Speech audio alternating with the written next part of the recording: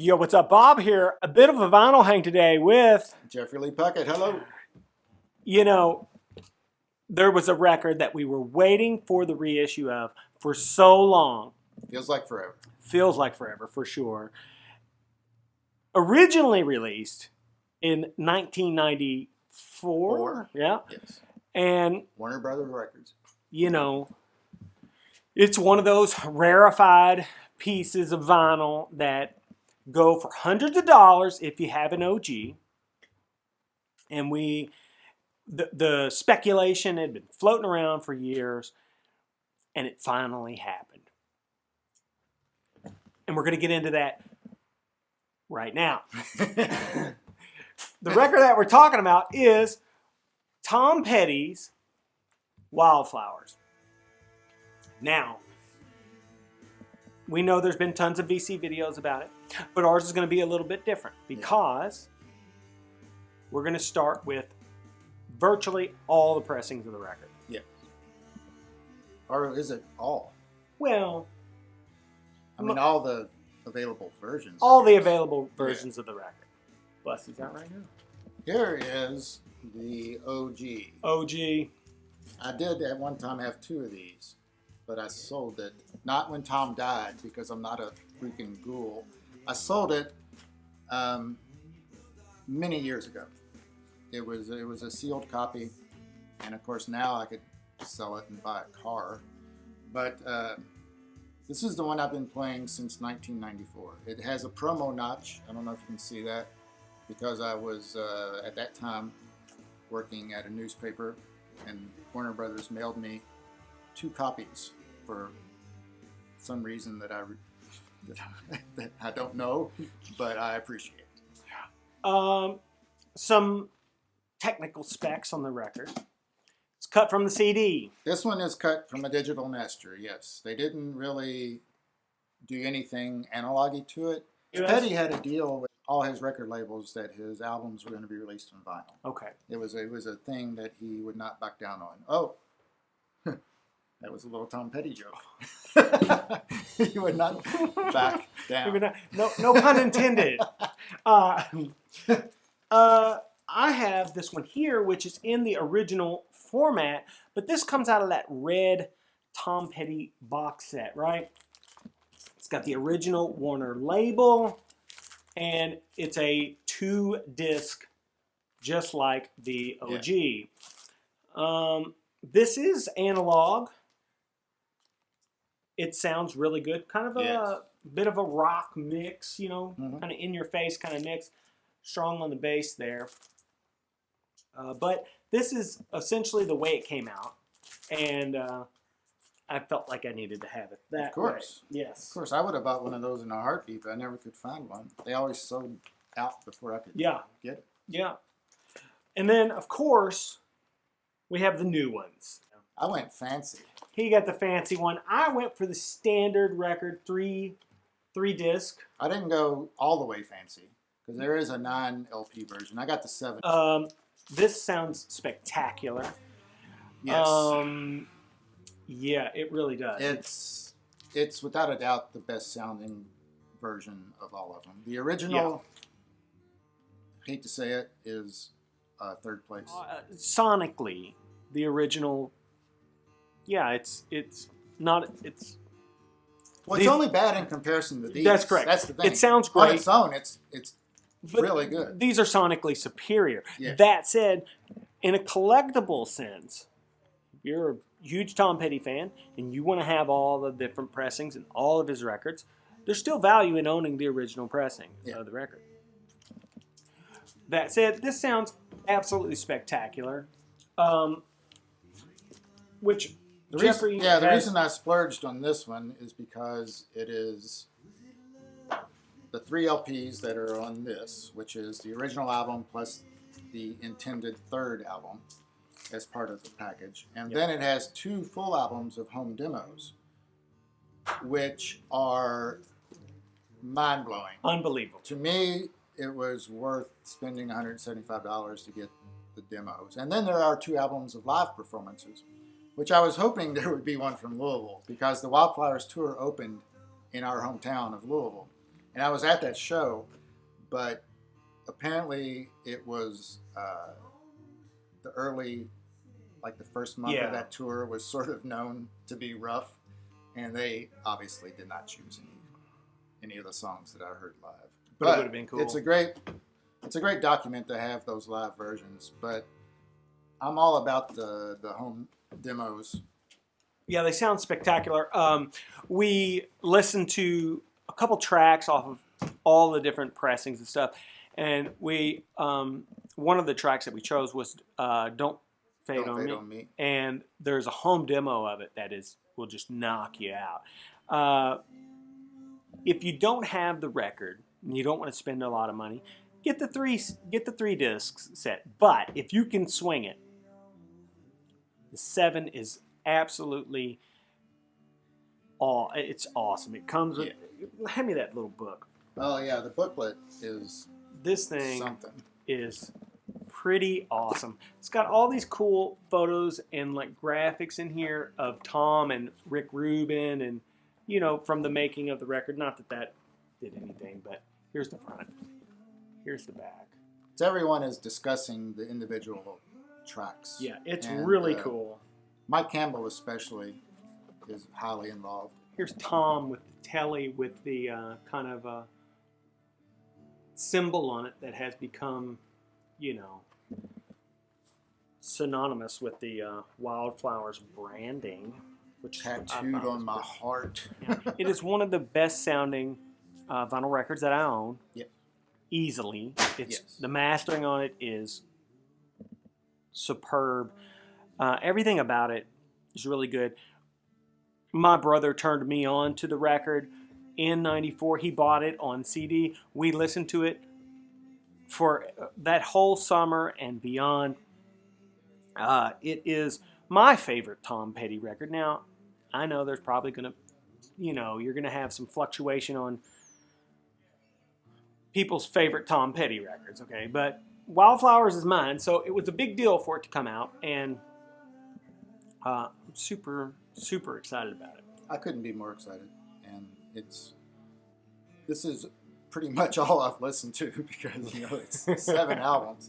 There are actually a couple of sides I haven't even gotten around to, but I immediately put on the home demos and then went back to the studio recordings that were meant to be part of the original. Right. The rest. Yeah. The rest, yeah. Yeah, and the rest. Speaking of which, I've noticed that Mr. Jeffrey Lee Puckett has done extensive changes to his rig. Well, I've been bored. And, in the times of the pandemic, you might have to upgrade your stereo a bit. So, that's how it goes. That said, most notably, we're flanked on either side by 2 new speakers, Jeffrey. Yes, it was the biggest change, and then there was a contender. Yes, we'll get into that. But these are some ADS L810s. They're from the 80s, I want to say. I'm almost positive. They're early 80s, maybe mid-80s. But ADS was a very well-known company. They were associated with Braun, which was a big manufacturer of stereo equipment. They had a little bit of a partnership. ADS was the American line of speakers. And the thing, I've read about them for years, and I've just always wanted to have a pair. Just always wanted to have a pair. I always wanted to hear them in my home, how it is. But no one will ship these things because they're really heavy. Right. People will ship the smaller ones, but I wanted these big boys. And finally, an ad came up online on the U.S. Audio Mart, and there was a guy about 3 hours away from me who had a pair for sale, and he said he was happy to meet me halfway. So we met, fittingly enough for this general episode, we met in an Indiana town. Oh. Nice. And I was flabbergasted from the moment I plugged them in. at how much I loved them. They've always been touted for their mid-range, for just the purity and the warmth, which I hate even talking about that word in relation to audio gear. It is what but it is. there is, I mean, it's just a natural sounding speaker. And with a ton of bass. It only has 2 bass drivers, which I think are like 7 inches, maybe 8 inches, ton of bass. And compared to all my other speakers, of which there are many, these really project the music out into the room. But they don't project it to where it feels like someone's clawing at your eyes.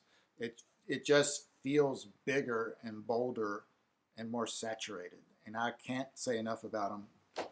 The word is fat. They're fat They're with fat. a PH. Yeah, yeah. And they only cost $350. Yeah, where there's fat, there's flavor. That's what they say. Yeah. I've heard them. We listened to them for quite some time, and they sound spectacular. Now, I will say this. There's a good possibility that Jeffrey Lee could be listening to some other speakers in a month, 2 months. I mean, it's hard to say. But I don't think so. I would honestly, I would rock them. I would rock them. I have spent so many late nights recently with these things, They sound great, yeah. and they sound so good that you just basically get lost in the music. Yeah, they sound really good. But there were some other things that got them to the point that they're at right now. This is true. I've also noticed there's like a whole bevy of these isoacoustics devices. Isoacoustics, they're resonance control, vibration control devices. So there's these little ones that are between the speakers and the stands. Yeah. And then there's a larger, what do you call this thing? There's a turntable stand. There's a turntable stand that seems to work really great, actually. Yes, I can confirm, as Wayne says on Letterkenny, I have very bouncy wooden floors, and it's always been a problem. And even with my old setup, which is probably somewhere shown on one of your channels, for sure, there were parts of my living room floor where if you got very excited and stomped a foot during, say, TNT, right, the turntable would still skip. With this thing, which was $199, which in the world of audiophile gadgetry it's not a lot. is pretty cheap, it was instant isolation. I have not had a footfall issue. I've not had any issue. It's been complete 100% non-skipping. And it seemed to me like the bass tightened up a bit. When I added the isoacoustic stuff, the ADS, I would have to say, as much as I love them, when they were in their raw state, when I first got them, the bass was big and generous and gobby, but it was a little loose. And adding the isoacoustic to the speakers and then to the turntable, the bass is now it's just bass. It's just a force. Yeah, it sounds really killer. Now, we've seen Puckett's rig before. It's the Vincent power amp and preamp a lot of the times. He also has a Sherwood he had, but he kind of switches around gear. But so the Vincent power amp and preamp are still in here. Fantastic sounding things. But there's this space-aged spaceship phono stage that seems to be living over there now. That was the last piece of the puzzle. And Foskate is the brand name. It's Okay. designed by Jim Foskate, who's Okay. been an engineer for decades upon decades. And he worked on this phono stage circuit for something like 35 years, just experimenting until he finally came to this design that he was super happy with, and he marketed this phono stage, which looks like an Art Deco building in the Batman Adventures cartoon. Yeah, it kind of does. Yeah, yeah, it's pretty cool. It's a complete tube. It uses, and what's really interesting about it is it uses 3 different kinds of tubes, which is not. I've never had any tube gear that uses Really, that. 3 different types. It uses 2 6922s. Then there are two 12AX7s, and then there are two 12AT7s. Okay. So it's really fun for tube rolling. The biggest difference with this thing compared to my old one, which I still dearly love, which was an Eastern Electric Minimax, also all tube. Great sounding unit. Yeah, it's extremely great sounding unit. But the bass on the Fosgate Signature Phono is amazing. So to have all these things come together at once, it felt like destiny, is what I'm trying to say. And I now have, I had so much bass that I had to go and DIY a vibration control thing on my cabinets in the living room because they were rattling. I had to go through and put like sorbothane between all the screws and all this stuff. It took like 2 hours, but it's all fine now. Perfect. What Puckett is trying to say is he's got a whole new rig basically, and it sounds pretty awesome. So, plus fairly cheap. Yeah. In the big picture. Yeah, and like compared to people who spend $5,000 on a pair of speakers, which they're out there. But these were $350. But when it comes to audiophile gear, that is the key, is having an idea of what the sound is in your head. That way you're not just spinning your wheels and just buying all kinds of stuff. Right. And also dealing with issues in your room. Yeah. Like it's made a big difference to actually finally isolate these things. Yeah, which is, it definitely made. Isoacoustics, I'll have to say, at the top of their line, they're priced at levels that just make me laugh. It's so ridiculous. It's not cheap. But this entry level stuff is fairly cheap. I got the pucks for the speakers were like $180. The shelf for right now is a loaner because I'm hoping to write a review of it for Discogs. Okay. But I'm going to buy it because I can't do without it at this point. Well, it seems pretty awesome. Yeah. All right, guys. Yeah, it was good to catch up with Jeffrey Lee Puckett, wasn't it? I'm going to try to keep. That's up to them, Bob. I'm going to try to talk him into showing some finds here, and maybe you'll get to see those in a future video. I do have a bunch of new records. Mm-hmm. So, yeah, until we meet again, Bob out. Jeffrey out.